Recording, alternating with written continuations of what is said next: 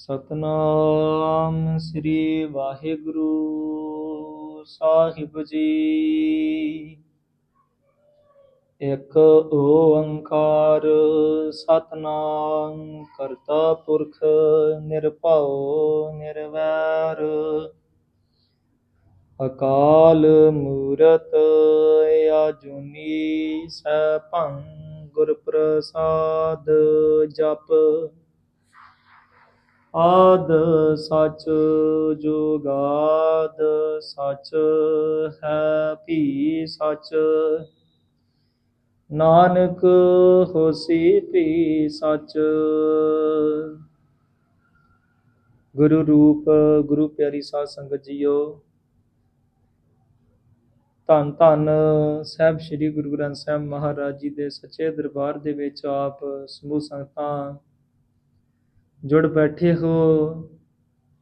ਧੰਨ ਧੰਨ ਸ੍ਰੀ ਗੁਰੂ ਗੋਬਿੰਦ ਸਿੰਘ ਮਹਾਰਾਜ ਜੀ ਦਾ ਬਖਸ਼ਿਸ਼ ਕੀਤਾ ਹੈ ਫਤਿਹ ਦਾ ਨਾਰਾ ਦੋਨੋਂ ਹੱਥ ਜੋੜ ਕੇ ਸੀਸ ਝੁਕਾ ਕੇ ਹਾਜ਼ਰੀ ਲਵਾਉਂਦੇ ਹੋਏ ਆਖੋ ਜੀ, ਵਾਹਿਗੁਰੂ ਜੀ ਕਾ ਖਾਲਸਾ ਵਾਹਿਗੁਰੂ ਜੀ ਕੀ ਫਤਿਹ। ਆਪ ਸਮੂਹ ਸੰਗਤਾਂ ਹੀ ਵਡਭਾਗੇ ਹੋ, ਸਤ ਸੰਗਤ ਦੀਆਂ ਘੜੀਆਂ ਪ੍ਰਾਪਤ ਕਰ ਰਹੇ ਹੋ। ਬਿਨਾਂ ਭਾਗਾਂ ਤੋਂ ਸਤ ਸੰਗਤ ਦੀਆਂ ਘੜੀਆਂ ਨਹੀਂ ਪ੍ਰਾਪਤ ਹੁੰਦੀਆਂ। ਸਤਿਗੁਰਾਂ ਦੀ ਮਹਾਨ ਕਿਰਪਾ ਹੋਈ ਆ ਕਿ ਆਪ ਸਤ ਸੰਗਤ ਦੀਆਂ ਘੜੀਆਂ ਪ੍ਰਾਪਤ ਕਰਕੇ ਧੰਨ ਧੰਨ ਸਾਹਿਬ ਸ੍ਰੀ ਗੁਰੂ ਅਰਜਨ ਦੇਵ ਮਹਾਰਾਜ ਜੀ ਦੇ ਮੁਖਾਰ ਬਿੰਦ ਚੋਂ ਉਚਾਰਨ ਕੀਤੀ ਹੋਈ ਗੁਰਬਾਣੀ ਸ੍ਰੀ ਸੁਖਮਨੀ ਸਾਹਿਬ ਜੀ ਦੀ ਕਥਾ ਵਿਚਾਰ ਸਰਵਣ ਕਰਦੇ ਹੋ। ਇਹ ਸਤਿਗੁਰਾਂ ਦੀ ਕਿਰਪਾ ਹੈ ਕਿ ਆਪ ਸਾਰੇ ਜੀਵ ਜੁੜ ਕੇ ਜੋ YouTube ਚੈਨਲ ਤੇ ਵੀ ਕਥਾ ਸਰਵਣ ਕਰਦੇ ਨੇ, ਉਹਨਾਂ ਦੇ ਵੀ ਚੰਗੇ ਭਾਗ ਨੇ, ਕਿਉਂਕਿ ਸਤਿਗੁਰਾਂ ਨੇ ਇਹ ਸਰਵਣ ਸਾਨੂੰ, ਸਤਿਗੁਰ ਕਹਿੰਦੇ ਸਾਗਤ ਗੀਤ ਨਾਦ ਧੁਨ ਗਾਵਤ, ਮੇਰੇ ਮੋਹਨ ਸਰਵਣੀ ਇਹ ਨਾ ਸੁਣਾਈ। ਇਹ ਪਰਮੇਸ਼ਰ ਕਾਲ ਪੁਰਖ ਵਜੀ ਮੇਰੇ ਕੰਨਾਂ ਨੂੰ ਸਰਵਣੀ ਇਹ ਨਾ ਸੁਣਾਈ ਕਿ ਸਾਗਤ ਗੀਤ ਨਾਦ ਧੁਨ ਗਾਵਤ। ਇਹ ਸਾਗਤ ਗੰਦੇ ਗੀਤ ਨਾਦ, ਇਹ ਰਾਗ ਗੰਦੇ ਮੇਰੇ ਕੰਨਾਂ ਨੂੰ ਨਾ ਸੁਣਾਇਆ। ਸਾਗਤ ਗੀਤ ਨਾਦ ਧੁਨ ਗਾਵਤ ਬੋਲਤ ਬੋਲਿਆ ਜਾਏ। ਸੋ ਸਤਿਗੁਰਾਂ ਦੀ ਕਿਰਪਾ ਹੈ, ਮਹਾਨ ਕਿਰਪਾ ਹੈ ਕਿ ਆਪ ਮੀਡੀਆ ਰਾਹੀਂ ਵੀ, ਜੋ ਫੋਨ ਦੇ ਉੱਪਰ ਵੀ ਆਪਣੇ ਕੰਨਾਂ ਨੂੰ ਇਹ ਸਤਿਗੁਰਾਂ ਦੀ ਲਾਹੀ ਬਾਣੀ ਦੀ ਕਥਾ ਵਿਚਾਰ ਸਰਵਣ ਕਰਵਾਉਂਦੇ ਹੋ। ਇਹ ਸਤਿਗੁਰਾਂ ਦੀ ਮਹਾਨ ਕਿਰਪਾ ਆ ਤੇ ਸਤਿਗੁਰਾਂ ਦੀ ਕਿਰਪਾ ਸਦਕਾ ਹੀ ਸ੍ਰੀ ਸੁਖਮਨੀ ਸਾਹਿਬ ਜੀ ਦੀ 8ਵੀਂ ਅਸ਼ਟਪਦੀ ਦੀ ਤੀਸਰੀ ਪੌੜੀ ਦੀ ਕਥਾ ਵਿਚਾਰ ਆਪ ਜੀ ਨੇ ਸਰਵਣ ਕੀਤੀ ਆ। ਅੱਜ ਸਤਿਗੁਰੂ ਗੁਰੂ ਗਰੀਬ ਨਵਾਜ ਧੰਨ ਸ੍ਰੀ ਗੁਰੂ ਅਰਜਨ ਦੇਵ ਮਹਾਰਾਜ 8ਵੀਂ ਅਸ਼ਟਪਦੀ ਦੀ ਚੌਥੀ ਪੌੜੀ ਵਿੱਚ ਕੀ ਫਰਮਾਨ ਕਰ ਰਹੇ ਹਨ, ਆਓ ਸਰਵਣ ਕਰੀਏ ਜੀ। ਬ੍ਰਹਮ ਗਿਆਨੀ ਏਕ ਉਪਰ ਆਸ। ਸਤਿਗੁਰੂ ਜੀ ਕਿਰਪਾ ਕਰਦੇ ਹਨ ਕਿ ਬ੍ਰਹਮ ਗਿਆਨੀ ਦੀ ਇੱਕ ਉਸ ਪਰਮੇਸ਼ਰ ਵਾਹਿਗੁਰੂ ਅਕਾਲ ਪੁਰਖ ਦੇ ਉੱਪਰ ਇੱਕ ਆਸ ਹੈ, ਭਾਵ ਕਿ ਉਸ ਦਾ ਹੀ ਚਾਹਨਾ ਉਮੀਦ ਇੱਕੋ ਹੀ ਪਰਮੇਸ਼ਰ ਉੱਪਰ ਹੈ। ਬ੍ਰਹਮ ਗਿਆਨੀ ਕਾ ਨਹੀਂ ਬਿਨਾਸ਼। ਤੇ ਬ੍ਰਹਮ ਗਿਆਨੀ ਦਾ ਕਦੇ ਵੀ ਬ੍ਰਹਮ ਗਿਆਨੀ ਦਾ ਕਦੇ ਵੀ ਵਿਕਾਰਾਂ ਵੱਲੋਂ ਜਿਹੜਾ ਕਿ ਉੱਪਰੀ ਅਵਸਥਾ ਆ, ਉਸ ਦੀ ਉੱਚੀ ਅਵਸਥਾ ਆ, ਉਸ ਦਾ ਕਦੇ ਵੀ ਨਾਸ ਨਹੀਂ ਹੁੰਦਾ। ਬ੍ਰਹਮ ਗਿਆਨੀ ਦਾ ਨਹੀਂ ਵਿਨਾਸ਼। ਬ੍ਰਹਮ ਗਿਆਨੀ ਦੀ ਉੱਚੀ ਅਵਸਥਾ ਦਾ ਕਦੇ ਵੀ ਨਾਸ ਨਹੀਂ ਹੁੰਦਾ। ਬ੍ਰਹਮ ਗਿਆਨੀ ਕੈ ਗਰੀਬੀ ਸਮਾਹਾ। ਬ੍ਰਹਮ ਗਿਆਨੀ ਦੇ ਹਿਰਦੇ ਦੇ ਵਿੱਚ ਸਦਾ ਹੀ ਗਰੀਬੀ ਟਿਕੀ ਰਹਿੰਦੀ ਹੈ। ਬ੍ਰਹਮ ਗਿਆਨੀ ਪਰਉਪਕਾਰਿ ਮਾਹਾ। ਮਾਹ ਦਾ ਅਰਥ ਹੈ ਉਤਸ਼ਾਹ, ਭਾਵ ਵਿਖੇੜਾ। ਤੇ ਬ੍ਰਹਮ ਗਿਆਨੀ ਜਿਹੜੇ ਹੁੰਦੇ ਹਨ, ਉਹਨਾਂ ਦੇ ਹਿਰਦੇ ਦੇ ਵਿੱਚ ਇਹ ਉਤਸ਼ਾਹ ਰਹਿੰਦਾ ਹੈ, ਖੇੜਾ ਰਹਿੰਦਾ ਹੈ, ਕਿਹੜੇ ਵੇਲੇ ਉਪਕਾਰ ਕਰਨ। ਜਿਸ ਤਰ੍ਹਾਂ ਸ਼ਹੀਦਾਂ ਨੂੰ ਸ਼ਹੀਦੀ ਪਾਉਣ ਦਾ ਉਤਸ਼ਾਹ ਰਹਿੰਦਾ ਹੈ, ਇਸੇ ਤਰ੍ਹਾਂ ਹੀ ਬ੍ਰਹਮ ਗਿਆਨੀ ਨੂੰ ਵੀ ਪਰਉਪਕਾਰ ਕਰਨ ਦਾ ਉਤਸ਼ਾਹ ਰਹਿੰਦਾ ਹੈ।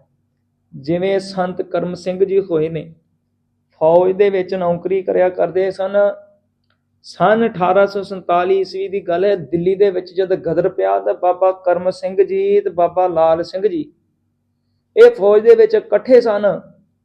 ਇਹਨਾਂ ਦੀ ਯੂਨਿਟ ਦਿੱਲੀ ਪਹੁੰਚੀ ਹੋਈ ਸੀ ਤੇ ਲੋਕ ਸੰਤ, ਇਹ ਸੰਤ ਦੋਨੋਂ ਹੀ ਮਹਾਂਪੁਰਸ਼ ਲੋਕਾਂ ਨੂੰ ਬਲਦੀ ਅੱਗ ਵਿੱਚੋਂ ਕੱਢ ਕੇ ਗੁਰੂ ਘਰ ਵਿੱਚ ਛੱਡ ਆਉਂਦੇ ਸੀ। ਜਦੋਂ ਲੋਕਾਂ ਨੂੰ ਬਚਾਉਂਦੇ ਹੋਏ ਇੱਕ ਮੁਹੱਲੇ ਵਿੱਚ ਪਹੁੰਚੇ ਤਾਂ ਇੱਕ ਮਾਤਾ ਬਹੁਤ ਉੱਚੀ ਉੱਚੀ ਰੋ ਕੁਰਲਾ ਰਹੀ ਸੀ, ਕਿਉਂਕਿ ਉਸਦਾ ਇੱਕ 5 ਸਾਲ ਦਾ ਪੁੱਤਰ ਜਿਹੜਾ ਕਿ ਅੱਗ ਦੀ ਲਪੇਟ ਦੇ ਵਿੱਚ ਫਸਿਆ ਸੀ। ਸੰਤ ਮਹਾਂਪੁਰਸ਼ ਇਹ ਉਸ ਮਾਤਾ ਕੋਲ ਗਏ ਨੇ ਤੇ ਉਹ ਮਾਤਾ ਵੀ ਵਾਹਿਗੁਰੂ ਪਰਮੇਸ਼ਰ ਨੂੰ ਧਿਆਰੇ ਸੀ ਕਿ ਹੇ ਅਕਾਲ ਪੁਰਖ ਵਾਹਿਗੁਰੂ, ਜਿਵੇਂ ਪ੍ਰਹਲਾਦ ਭਗਤ ਦੀ ਤਪ ਦੇ ਥੰਮ ਤੋਂ ਰੱਖਿਆ ਕੀਤੀ ਆ, ਇਸ ਤਰ੍ਹਾਂ ਮੇਰੀ ਵੀ ਤੁਸੀਂ ਮੇਰੇ ਪੁੱਤਰ ਦੀ ਲਾਜ ਰੱਖੋ, ਮੇਰੇ ਪੁੱਤਰ ਦੀ ਰੱਖਿਆ ਕਰੋ, ਕਿਰਪਾ ਕਰੋ। ਇੰਨੀ ਅੱਗ ਜ਼ਿਆਦਾ ਤੇਜ਼ ਸੀ। ਉਸ ਸਮੇਂ ਸੰਤ ਮਹਾਂਪੁਰਸ਼ ਜਦ ਪਹੁੰਚੇ ਨੇ ਬਾਬਾ ਕਰਮ ਸਿੰਘ ਜੀ ਕੋਲ ਤੇ ਪੁੱਛਿਆ, ਕਿਉਂ ਮਾਤਾ ਵਿਰਲਾਪ ਕਰ ਰਹੀ ਆ? ਤੇ ਮਾਤਾ ਨੇ ਦੱਸਿਆ ਕਿ ਉਹ ਚੁਬਾਰੇ ਦੇ ਵਿੱਚ ਮੇਰਾ ਪੁੱਤਰ ਸੁੱਤਾ ਤੇ ਅੱਗ ਦੀ ਲਪੇਟ ਦੇ ਵਿੱਚ ਫਸ ਚੁੱਕਾ ਆ, ਪਤਾ ਨਹੀਂ ਉਸ ਪੁੱਤਰ ਕੋਲੋਂ ਬਾਹਰ ਨਿਕਲਿਆ ਜਾਣਾ ਆ, ਕਦੋਂ ਉਸ ਨੂੰ ਜਾਗ ਆਵੇਗੀ। ਤੁਸੀਂ ਇਹ ਮੇਰੀ ਨਿਮਾਣੀ ਦੀ ਬੇਨਤੀ ਸਵੀਕਾਰ ਕਰੋ, ਮੇਰੇ ਪੁੱਤਰ ਨੂੰ ਉਸ ਅੱਗ ਦੀ ਲਪੇਟ ਚੋਂ ਬਚਾਉਣਾ ਕਰੋ। ਸੰਤਾਂ ਮਹਾਂਪੁਰਸ਼ਾਂ ਨੇ ਪੌੜੀ ਦਾ ਸਹਾਰਾ ਲਿਆ, ਉੱਪਰ ਚੜ੍ਹਨ ਵਾਸਤੇ ਤਿਆਰ ਹੋ ਗਏ ਨੇ। ਪਰ ਛੋਟੇ ਜਿਹੜੇ ਸੰਤ ਲਾਲ ਸਿੰਘ ਜੀ ਕਹਿਣ ਲੱਗੇ, ਬਾਬਾ ਜੀ ਅੱਗ ਜ਼ੋਰਾਂ ਦੇ ਨਾਲ ਹੈ, ਇਸ ਪੌੜੀ ਉੱਪਰ ਨਾ ਚੜੋ, ਅੱਗ ਦਾ ਕੋਈ ਭਰੋਸਾ ਨਹੀਂ ਤੁਹਾਨੂੰ ਲਪੇਟ ਲਵੇ। ਪਰ ਮਹਾਂਪੁਰਸ਼ ਸੰਤ ਬਾਬਾ ਕਰਮ ਸਿੰਘ ਜੀ ਉਹਨਾਂ ਨੇ ਉਸ ਸਮੇਂ ਪੌੜੀ ਦੇ ਉੱਪਰ ਚੜ੍ਹੇ ਨੇ ਤੇ ਪਰ ਗੁਰਬਾਣੀ ਦੇ ਭਰੋਸਾ ਹੈ, ਗੁਰਬਾਣੀ ਦੇ ਸ਼ਬਦ ਗਾਇਨ ਕਰਦੇ ਜਾਂਦੇ ਹਨ। ਜਲ ਨਹੀਂ ਡੁੱਬੈ ਤਸਕਰ ਨਹੀਂ ਲੇਵੈ, ਭਾਹੇ ਨਾ ਸਾਕੇ ਜਾਲੇ। ਸੁੱਤੇ ਹੋਏ ਬੱਚੇ ਨੂੰ ਨਾਲ ਲਪੇਟ ਕੇ ਪਿੱਠ ਤੇ ਬੰਨਿਆ ਤੇ ਹੋਰ ਕੀਮਤੀ ਸਮਾਨ ਜਿਹੜਾ ਮਾਤਾ ਦਾ ਉਹ ਵੀ ਥੱਲੇ ਸੁੱਟ ਦਿੱਤਾ। ਬੱਚੇ ਨੂੰ ਸਹੀ ਸਲਾਮਤ ਲਿਆਂਦਾ ਤੇ ਮਾਤਾ ਦੀ ਝੋਲੀ ਦੇ ਵਿੱਚ ਪਾਉਣਾ ਕੀਤਾ।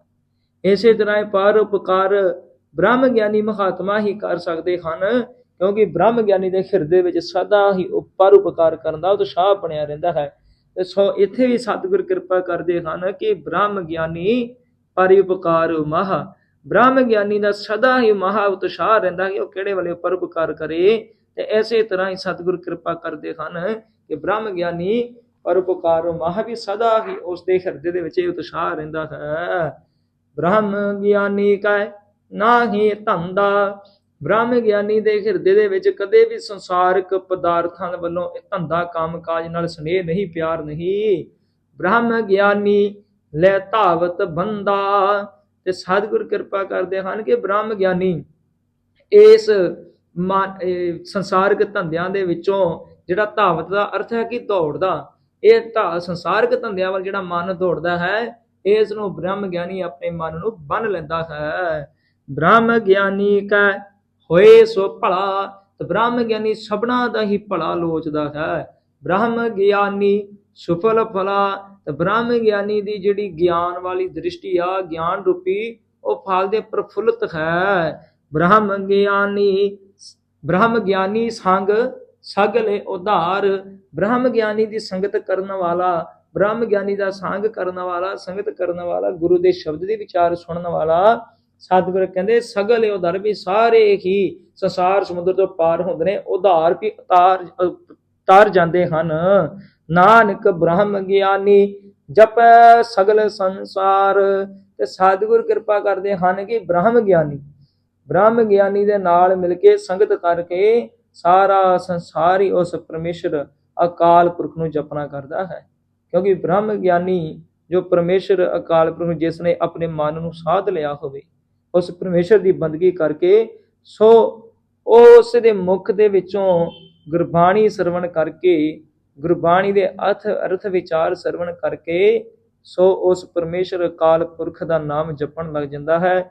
ਇਸੇ ਤਰ੍ਹਾਂ ਸਤਿਗੁਰ ਕਿਰਪਾ ਕਰਦੇ ਹਨ।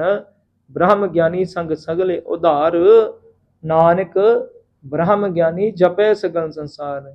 ਸੋ ਬ੍ਰਹਮ ਗਿਆਨੀ ਸੰਤਾਂ ਮਹਾਂਪੁਰਸ਼ਾਂ ਦੀ ਸੰਗਤ ਕਰਕੇ ਸਾਰਾ ਸੰਸਾਰ ਹੀ ਜਿਹੜਾ ਵੀ ਉਸ ਪਰਮੇਸ਼ਰ ਵਾਹਿਗੁਰੂ ਦੇ ਗਾਉਣ ਗਾਉਣਾ ਕਰਦਾ ਹੈ। ਸੋ ਸਤਿਗੁਰਾਂ ਨੇ ਕਿਰਪਾ ਕੀਤੀ, ਆਪ ਸਮੂਹ ਸੰਗਤਾਂ ਨੇ ਹੀ 8ਵੀਂ ਅਸ਼ਟਪਦੀ ਦੀ 4ਥੀ ਪੌੜੀ ਸਰਵਣ ਕੀਤੀ। ਬੇਅੰਤ ਪ੍ਰਕਾਰ ਦੀਆਂ ਭੁੱਲਾਂ ਗਲਤੀਆਂ ਹੋਈਆਂ, ਗੁਰੂ ਦੇ ਸ਼ਬਦ ਦੀ ਵਿਚਾਰ ਕਰਦੇ ਹਾਂ। ਆਪ ਸਾਧ ਸੰਗਤ ਗੁਰੂ ਸਾਹਿਬ ਬਖਸ਼ ਲੈਣ। ਇਸੇ ਤਰ੍ਹਾਂ ਹੀ ਕੱਲ ਨੂੰ 5ਵੀਂ ਪੌੜੀ ਦੀ ਕਥਾ ਵਿਚਾਰ ਹੋਵੇਗੀ। ਸਭ ਸੰਗਤਾਂ ਨੇ ਇਸੇ ਤਰ੍ਹਾਂ ਕਥਾ ਵਿਚਾਰ ਸਰਵਣ ਕਰਕੇ ਗੁਰਬਾਣੀ ਦਾ ਲਾਹਾ ਪ੍ਰਾਪਤ ਕਰਨਾ ਹੈ। ਇਹਾਂ ਖਾੜ ਚਲੇ ਹੋ ਹਰ ਲਾਹਾ, ਅੱਗੇ ਬਸਨ ਸੁਹਾਲਾ। ਆਉਦ ਘਟੇ ਦਿਨ ਸਿਰ ਨਾਰੇ, ਆਉਦ ਦਿਨੋਂ ਦਿਨ ਘਟਦੀ ਜਾ ਰਹੀ ਆ। ਇਹੀ ਇੱਕ ਕਾਜ ਹੈ, ਇਹੀ ਇੱਕ ਪਰਮੇਸ਼ਰ ਕਾਲ ਪੁਰਖ ਦਾ ਨਾਮ ਜਿਹੜਾ ਸਾਡੇ ਨਾਲ ਜਾਣਾ ਆ।